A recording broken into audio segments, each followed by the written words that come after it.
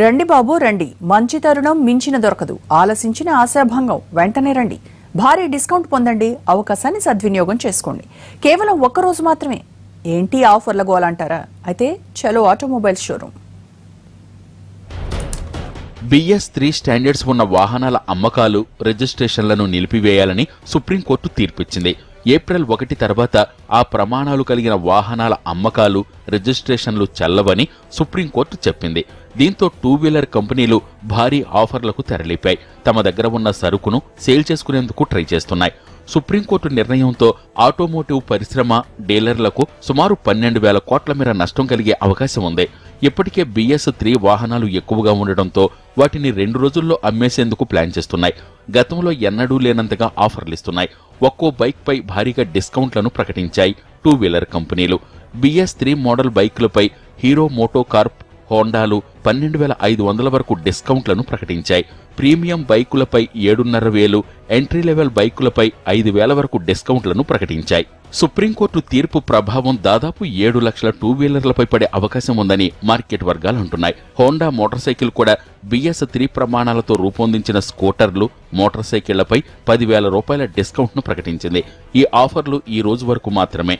గతంలో ఎప్పుడూ ఇలాంటి డిస్కౌంట్లను ప్రకటించలేదని ఆటోమొబైల్ డీలర్ల సంఘం చెబుతోంది. సుప్రీం తాజా ఆదేశాలతో ఏప్రిల్ 1 నుంచి BS4 స్టాండర్డ్స్ తోనే వాహనాలు తయారు చేయాల్సి ఉంటుంది. ఓవైపు ఈ బంపర్ ఆఫర్ను వినియోగించుకోవాలని ఎక్కువ మంది టూ వీలర్లు తీసుకునేందుకు ఆసక్తి చూపిస్తుంటే, BS3 ప్రమాణాలున్న వాహనాలను భవిష్యత్తులో రోడ్లపై తిరగనిస్తారా లేదా అన్న సందేహం సర్వత్రా నెలకొంది.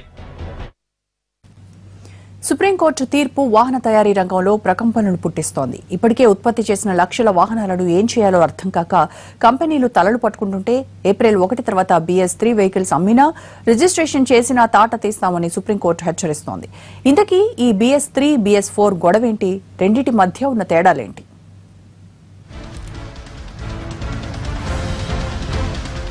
ప్రజారోగ్యమే ముఖ్యమని స్పష్టం చేసిన సుప్రీంకోర్టు BS3 ప్రమాణాలతో తయారైన వాహనాలపై వేటేసింది. కర్బన ఉద్గారాల ప్రమాణాలు పాటించని వాహనాల అమ్మకం, రిజిస్ట్రేషన్లను నిషేధిస్తూ ఉత్తర్వులు జారీ చేసింది. దీంతో ఏప్రిల్ 1 నుంచి BS3 వాహనాల విక్రయాలన్నీ ఆగిపోనున్నాయి.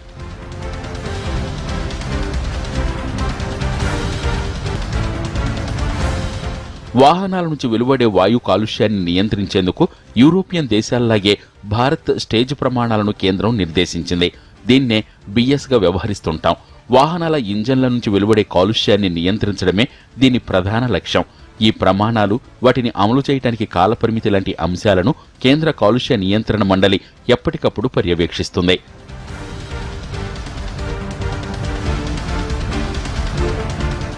BS3, BS4 మధ్య ఉన్న వ్యత్యాసాలను పరిశీలిస్తే రెండింటికి మధ్య ప్రధాన తేడా ఇంజన్ నుంచి వెలువడే కర్బన ఉద్గారాలే. BS3 ఇంజన్తో పోలిస్తే BS4 ప్రమాణాల ఇంజన్ ఉన్న వాహనంలో ప్రమాదకర, కాలుష్యకారక వాయువులు, ఉద్గారాల విడుదల 50 నుంచి 80% తగ్గుతుంది. BS3 ప్రమాణాలున్న ఇంజన్ను BS4 ప్రమాణాల స్థాయికి మార్చడం కుదరదు. దీంతో వాటి నుంచి వెలువడుతున్న కాలుష్యం కారణంగా ప్రజలకు అనారోగ్య సమస్యలు తలెత్తుతున్నాయి.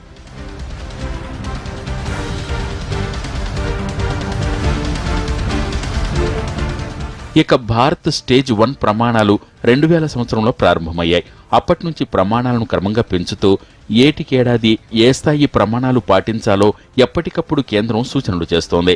2010 నుంచి మన దేశంలో BS3 ప్రమాణాలు అమల్లో ఉన్నాయి.